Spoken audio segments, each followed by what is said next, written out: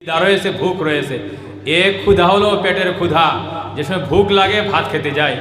আজকে ইলেকশনের সময় কেউ পঞ্চায়েতের মেম্বার হওয়ার ভুক রয়েছে, যে মেম্বার হবে, কেউ কাউন্সিলর হবে, কাউন্সিলর হওয়ার ভুক রয়েছে, কেউ প্রেসিডেন্ট হবে তার ভুক রয়েছে, এমএলএ হবে এই ক্ষমতার ভুক রয়েছে। কারো টাকা চায়, টাকার ক্ষুধা, কেউ সম্মান চায়, সম্মানের ক্ষুধা, ক্ষমতা চায়, ক্ষমতার ভুক। এই যে একটা সামগ্রিক ভুকের যে একটা আমাদের বেমার, এই ভুকের নিবারণ কিভাবে হবে? এখানে যারা বসা, কারো মাটির ভুক রয়েছে, জমিনের ভুক। যদি বাড়ির মধ্যে জমিন আছে 1 বিঘা, সীমা ঠেলাঠেলি করে 2 বিঘা করে নিবে, 2.5 বিঘা করে নিবে। এটা আমাদের বেমারের সমাজ। সত্যি না মিথ্যা বলুন?